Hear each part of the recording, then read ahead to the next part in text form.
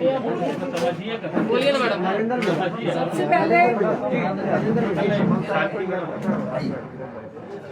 सबसे पहले आप सबका धन्यवाद करते हैं कि हमने आप लोगों को बुलाया बातें करने के लिए और आप लोग मैं आप सबका धन्यवाद करती हूँ। और दूसरा, बिहार के तमाम पार्टियों के एमएलए, एमपीज, छोटे जनप्रतिनिधि, बड़े जनप्रतिनिधि, इवन जदयू के भी, भाजपा के भी, राजद के भी, सीपीआई सीपीएम के भी, तमाम लोगों ने, कांग्रेस के भी, तमाम कई मंत्रियों ने भी जो सपोर्ट किया पप्पू जी को, उसके लिए मैं उन सबका धन्यवाद करती हूँ। तीसरी बात, बहुत राजनीतिक लोग भी चाहते थे कि आज की प्रेस कॉन्फ्रेंस में हम लोग भी साथ आपके खड़े हो। मैं उन सब से माफ़ी चाहती हूँ, क्योंकि मेरा मकसद आज भी अभी तक राजनीति खेलने का नहीं है। ये महामारी का वक्त है, इसलिए मैं उन सब से माफ़ी चाह रही हूँ, क्योंकि सत्ताधारियों को ऐसा कुछ भी मैं महसूस नहीं कराना चाहती जिसकी आड़ में वो लगे हुए हैं। ये महामारी का वक्त है, लोगों को बचाने का वक्त है, इसलिए मैं माफ़ी चाहूँगी कि मुझे ये प्रेस कॉन्फ्रेंस को राजनीतिक लोगों के साथ नहीं करना है। मैं उन सब का धन्यवाद करती हूँ कि जो तहे दिल से पप्पू जी के साथ है। सही मायने में देखिए, लोग पप्पू जी के साथ इसलिए नहीं खड़े हैं कि अभी 4 दिन में चुनाव हो रहा है या कुछ ऐसा होने वाला है, क्योंकि बहुत बड़ी पार्टी है। आज इसलिए खड़े हैं लोग क्योंकि महामारी चल रही है, पैंडेमिक चल रहा है, दूसरी लहर चल रही है और कईयों की जानें जा रही हैं। सब लोग भयभीत हैं और उस भय में हम और आप एक दूसरे का सपोर्ट बन रहे हैं।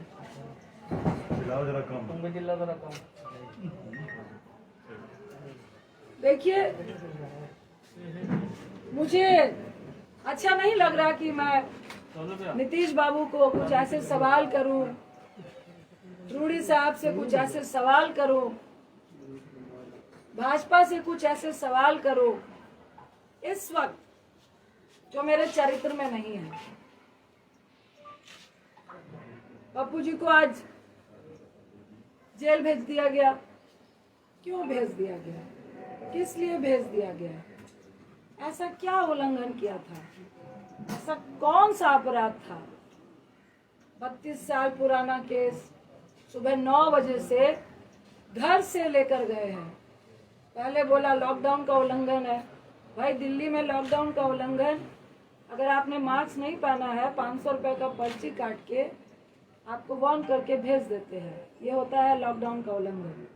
अगर आप ब्रैकेटिंग के पास है, जाना चाह रहे हैं, आपके पास कोई सर्टिफिकेट या आप किस लिए जा रहे हैं नहीं है, तो आपको 1000 रुपये 2000 रुपये का चालान है। लॉकडाउन का उल्लंघन वही होता है। उनको लगा कि अब लॉकडाउन का उल्लंघन से तो बात नहीं बनेगी। तो ये कौन लोग थे, किनके इशारे पे हुआ? नीतीश बाबू, अगर आप इतने कमजोर और असहाय महसूस कर रहे थे तो भैया हम लोग को भी फोन करके बता देते कि भाई मैं मजबूर हूँ, बहुत कम विधायक आए हैं और भाजपा का सिर्फ बिहार में नहीं पूरे देश में गुंडा राज चल रहा है। जो वो चाहते हैं वो ही करते हैं। सत्ता में अगर आप हैं तो वो चोर नहीं है, अगर आप सत्ता में नहीं है तो आप चोर हैं। मुझे तो परेशानी के साथ हंसी भी आ रही थी कि ना चोर को पकड़ूंगा ना चोरी को पकड़ने दूंगा। ना मैं खुद काम करूंगा, ना किसी को काम करने दूंगा। देखिए मुख्यमंत्री साहब, ये किसी पर छीटाकशी का वक्त नहीं है और मुझे आपसे कोई निजी दुश्मनी नहीं है। मैं तो आपसे ये पूछना चाहती हूँ कि आपको आखिर हो क्या गया है, इतने अपंग क्यों हो चुके हैं? ऐसी कौन सी चीजें हैं जिसके दबाव में आप वो सब कुछ कर रहे हैं जो बिहार को गवारा नहीं है? क्या बालिका गृह कांड है? क्या आपकी बहुत सारी फाइलें हैं? क्या आपके केस है? नीतीश बाबू, मेरा मन नहीं है लेकिन बताइए, 91 में आप पे हत्या का केस हुआ, 2011 में आपने उसको रफा दफा किया, और हम भी चाहते हैं, हम भी समझते हैं कि राजनीति में केसेस होते हैं, कानून अपनी कार्रवाई करता है। 89 पे पप्पू जी पे केस हुआ, अभी वो तीनों लोग जो इस कांड का सूचक था, जो जिसने बोला कि मेरा किडनैप हुआ और जो गवाह था, उन तीनों का वीडियो चल रहा है कि ये केस फर्जी है। 32 साल पुराना केस आपको इस महामारी के वक्त याद आया, क्यों? इसी में सारी बातें छुपी है।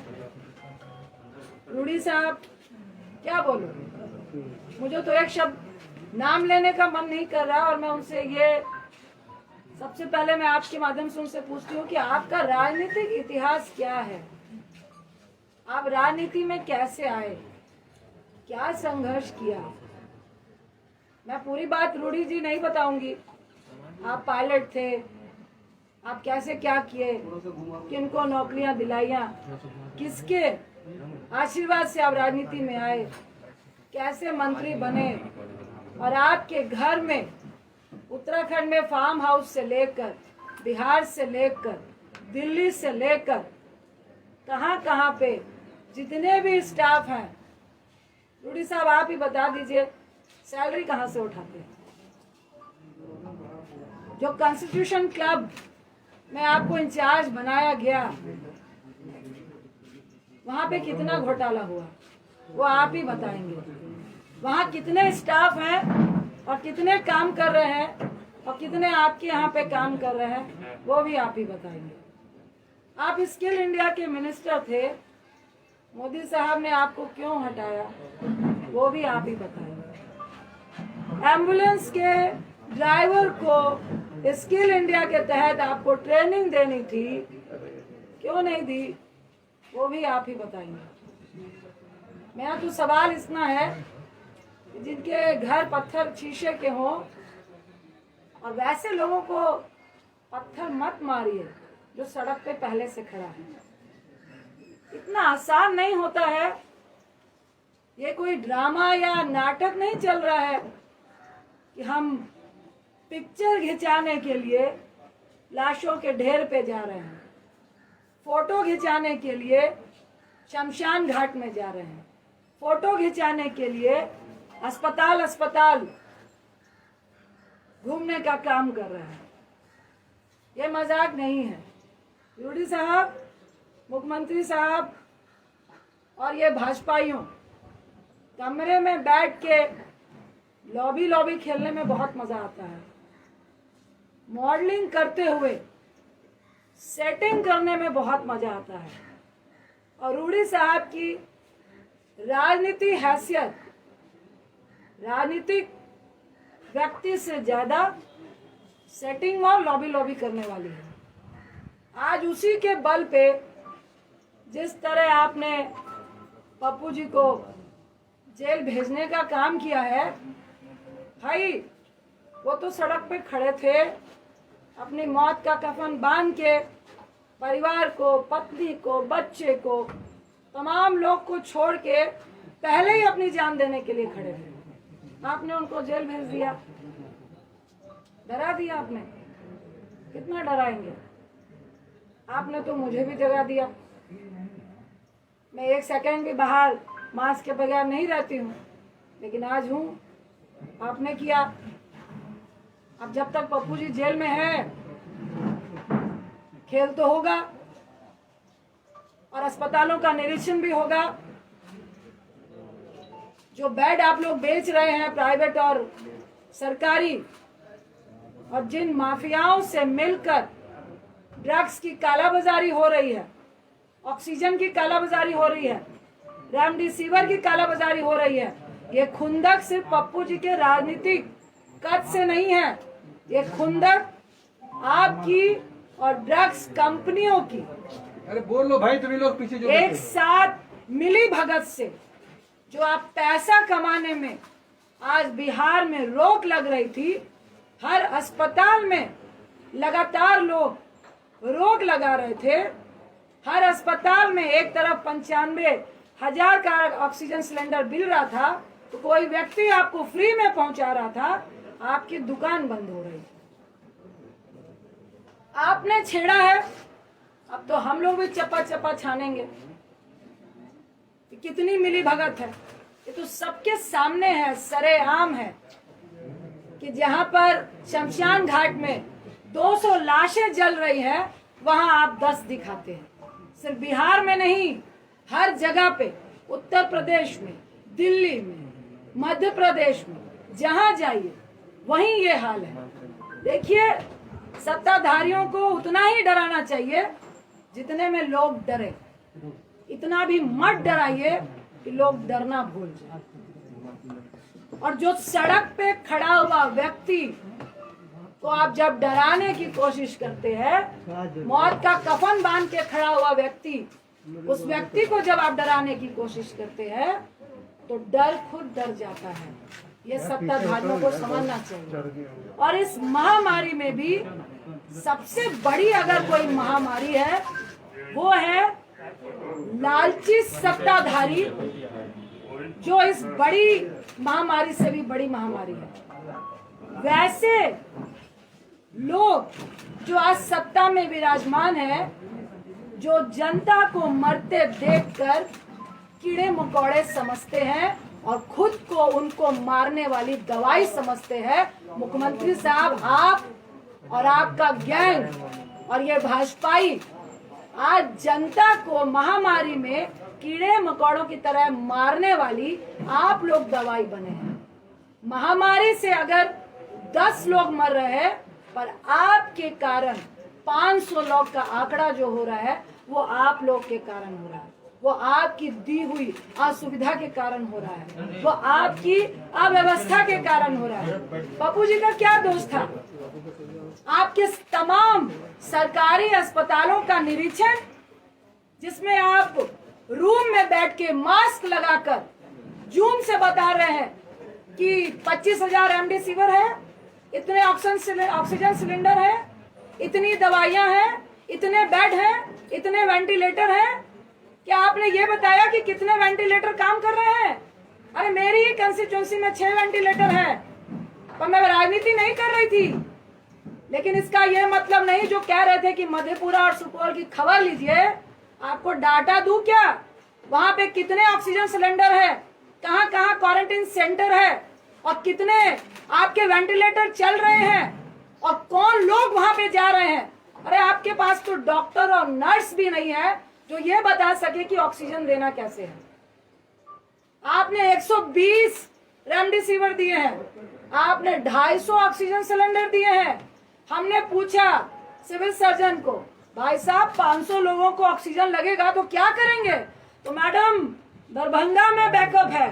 तो हमने कहा व्यक्ति मरेगा तब तक आप लेकर आएंगे, आप मुंह मत खुलवाइए। और हम लोग सिर्फ मुंह इसलिए नहीं खोल रहे हैं कि लोग पैनिक नहीं हो, लोग नहीं डरे, लोग भयावह नहीं हो। क्योंकि जिसका 95 भी ऑक्सीजन होता है, अगर उसको ये मालूम चल जाता है कि अस्पताल में ऑक्सीजन सिलेंडर नहीं है, उसका ऑक्सीजन लेवल वहीं से 90 और 88 चला जाता है। इस दर्द के कारण आपकी बातों को नहीं बोल रहे, इस दर्द के कारण आपसे हम लोग बात नहीं करना चाह रहे थे।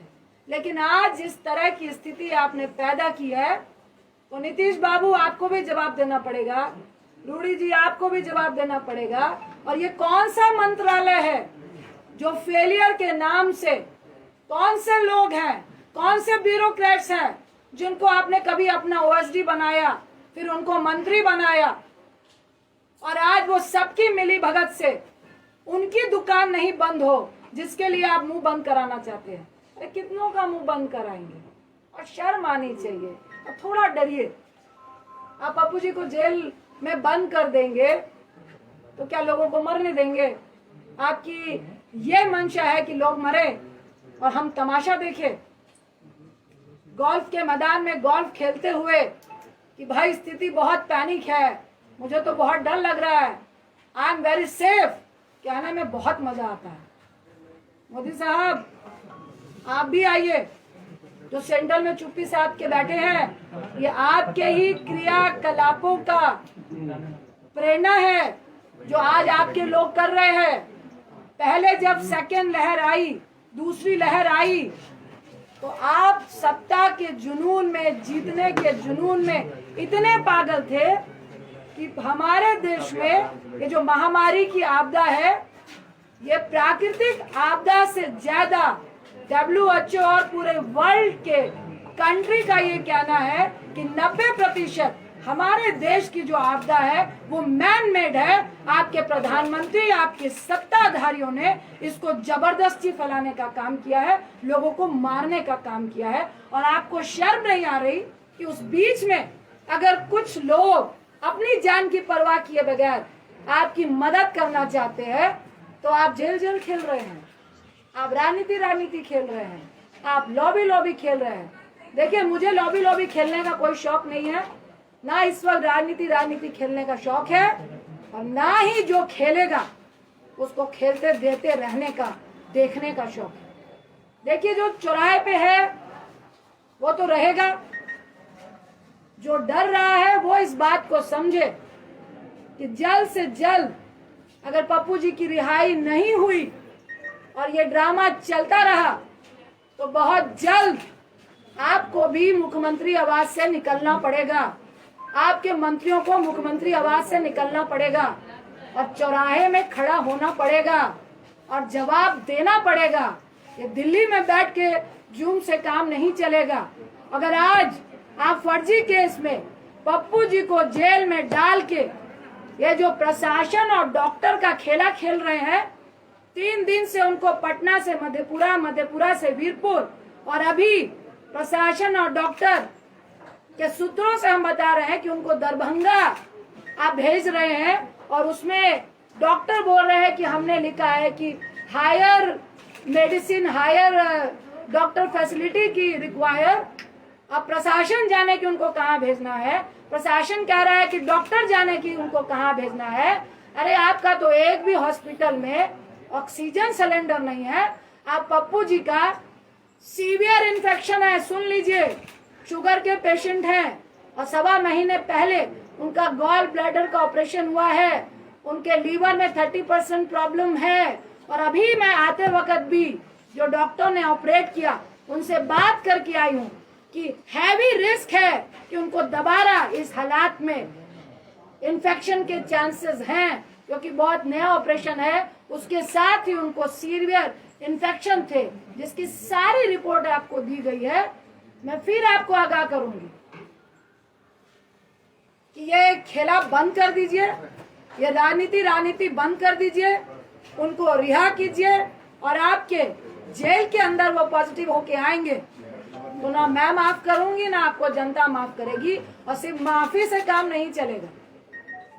अगर चंद दिन के अंदर, 2 दिन के अंदर पप्पू जी रिहा नहीं होते हैं और आप ये डॉक्टर और प्रशासन का खेल खेलते हुए उनको हर दिन गाड़ी में 4-4 लोगों के साथ बैठा के जो घुमाने का आप काम कर रहे हैं, तो आप भाजपाई लोग भी सुन ले, मुख्यमंत्री साहब भी सुन ले। रूडी साहब, आपकी जो एम्बुलेंस घर में थी वो सरकारी खजाना था, और एक तरफ लोग 12,000 रुपए पर किलोमीटर एम्बुलेंस के लिए दे रहे थे और तब भी नहीं मिल रही थी। मैं अनशन में बैठूंगी जब तक आपको जेल के अंदर नहीं कर दिया जाएगा। ये खेला खेलना बंद कर दीजिए, ये गंदी राजनीति महामारी के वक्त बंद कर दीजिए। आज मैं फिर कह रही हूँ कि मुख्यमंत्री साहब फोन कीजिए, अगर आपको लगता है कि कोई मदद करने में राजनीति कर रहा है, मुझे फोन कीजिए, पप्पू जी को फोन कीजिए और बताइए कि पप्पू जी मदद कीजिए, महामारी है, हम सब मिलके काम करेंगे। लेकिन ऐसे मत कीजिए जहां आपको लग रहा है राजनीति हो रही है। हम आपको सहयोग देने के लिए तैयार हैं। फिर आपको आगाह कर रही हूं, इस महामारी में राजनीति मत कीजिए, किसी की जान मत लीजिए। अगर हमारी फैमिली को आप खतरे में डालेंगे, अगर आप बिहार की जनता को खतरे में डालेंगे, अगर हमारे बच्चों को आप खतरे में डालेंगे, तो आपका परिवार भी मुख्यमंत्री आवास में नहीं बैठ पाएगा। आपका बेटे की मैं रिस्पेक्ट करती हूँ, भूल हो गई, आपका पूरा परिवार नहीं है, लेकिन मैं टिप्पणी नहीं करूंगी। भाजपाइयों का परिवार है, जो मॉडलिंग करते हैं उनका परिवार है, और मुझे सबके परिवार के लिए दया है और सबके परिवार की फिक्र है। इसीलिए हम लोग चुपचाप बैठे थे, इसीलिए आज मेरा बेटा यहाँ नहीं आया, क्योंकि मैंने अपना रिस्क लिया, उसका नहीं लिया कि बेटा रुक जाओ, पैंडेमिक चल रहा है। और ये बहुत गुंडई राज वाले लोग हैं, किसी की परवाह नहीं है। जब जनता को ये कीड़े मकोड़े समझते हैं तो हम लोग की क्या औकात है। लेकिन औकात उसी की होती है जो गोल्फ लिंक में बैठकर गोल्फ खेल रहा होता है और पेस्ट्री होता है, जो सड़क पे होता है, उसको औकात दिखाने की कोशिश नहीं कीजिएगा। मैं इतना ही क्या कि मुख्यमंत्री साहब, अब ये राजनीति बंद कर दीजिए। उनको इस फर्जी केस से वीडियो वायरल हो रहे हैं, वो सब दिख चुका है कि वो फर्जी केस है, उनको रिहा कीजिए और हम लोग सब मिलकर इस महामारी से लड़िए। क्योंकि एक तरफ आप इतनी घटिया राजनीति कर रहे हैं और दूसरी तरफ तीसरी लहर की बात इस देश में हो रही है, उसकी चिंता कीजिए। अपनी राजनीतिक रोटियां सेकने की चिंता मत कीजिए। अगर आपको डर लग रहा है उनके कद से, तो चुनाव अभी बहुत दूर है, तब तक जनता भूल जाती है। ये आपको हम लोगों से ज्यादा मालूम है, इसलिए महामारी की फिक्र कीजिए, राजनीति की फिक्र मत कीजिए। बहुत बहुत धन्यवाद। मैम, हाईकोर्ट में याचिका भी इसे खारिज कर दिया गया है, जो जानकारियां हमें मिल रही है। देखिए, वो खारिज नहीं है, उन्होंने कहा कि आप प्रोसेस से आइए। ये देखिए, हमको सबसे पहले मैं कहूंगी कि मुझे कोर्ट पे पूरा विश्वास है, न्यायपालिका पे पूरा विश्वास है। इन्होंने सोची समझी साजिश से इनको जेल भेजा, क्योंकि 17 तक कोर्ट बंद है और कोई भी मैटर इस तरह से सुना नहीं जा रहा है। लेकिन आज हम लोगों ने मेंशन किया है, इन्होंने तो सुप्रीम कोर्ट की भी धज्जियां उड़ाई है। सुप्रीम कोर्ट ने कहा है कि इवन 7 साल से नीचे वाला भी कोई मुजरिम भी है, उस पे भी अगर जेल जाने की नौबत आती है, तो आप इस पैंडेमिक में उसको जेल नहीं ले जाएंगे। और अगर कोई जेल में है भी, तो उसको 90 दिनों की आपको पैरोल देनी है। सही मायने में कानूनी तरीके से जब इनको मधेपुरा भेजा गया, तो मजिस्ट्रेट को ही खड़े खड़े इनको बेल दे देनी चाहिए थी। लेकिन ये रणनीति है, और मैं नहीं चाहते हुए मैं कहूंगी कि दबाव में है।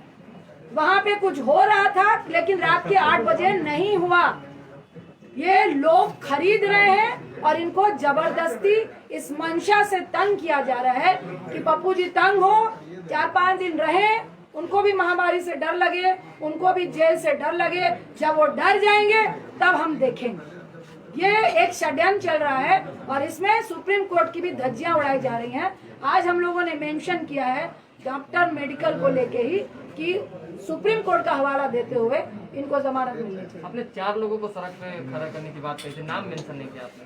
देखिए, जब खड़े होंगे तो आप खुद देख लेंगे कौन कौन मंत्रालय इस पैंडेमिक में फेलियर है और किन किन की नींद हराम हो रही है और किसका किसका माफियाओं से और इस ड्रग्स माफियाओं से बिजनेस चल रहा है, वो पूरा बिहार जान रहा है। मैडम, आप बिहार में है, आप कब तक बिहार में रहिएगा मैडम? भी बंद करा दिया गया है, बहुत जगह लोग जो है खा नहीं पा रहे हैं, जो खाना मिलता था उसको। देखिए, ये मैं कहूंगी कि महामारी में बहुत ही घटिया किस्म की राजनीति हो रही है। हम लोगों का खाना अभी भी बन रहा है, लेकिन वो परमिशन नहीं दे रहे हैं, पास नहीं दे रहे हैं।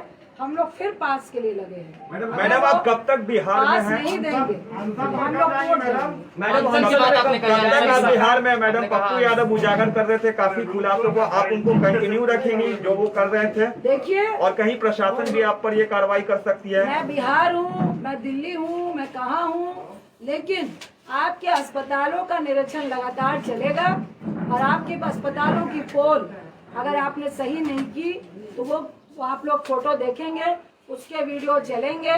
जहाँ पे ऑक्सीजन की कमी होगी, जो हम लोग से मांगेंगे उनको ऑक्सीजन मिलेंगे। जहाँ से रेमडेसिविर ब्लैकमेलिंग होगा वहाँ भी उनका पोल खुलेगा और जिनको जरूरत पड़ेगी दवाइयों की वो भी हम लोग देंगे। जितनी मदद कंटिन्यू हो रही थी वो लगातार मदद होती रहेगी। इस पैंडेमिक में आप किसी को मदद करने से नहीं रोक सकते। ये वैसे सत्ताधारी हैं। आज पप्पू जी को यहाँ जेल में बंद किया है, वहाँ हमारे कांग्रेस के यूथ अध्यक्ष को तो श्रीनिवासन के घर में जांच हो रही है कि खाना कहाँ से खिला रहे हैं भैया, आप कहाँ से दवाई दे रहे हैं। तो ये गुंडाई राज चल रहा है, मैं फिर कहूंगी पूरे देश में, जिसके खिलाफ हम और आप सबको खड़े होना है। आपने अनशन की बात कही, अनशन पे कब बैठेंगी? कह रही हैं मैडम, अनशन अनशन का कोई दिन तय किया है? कब से जारी है अनशन?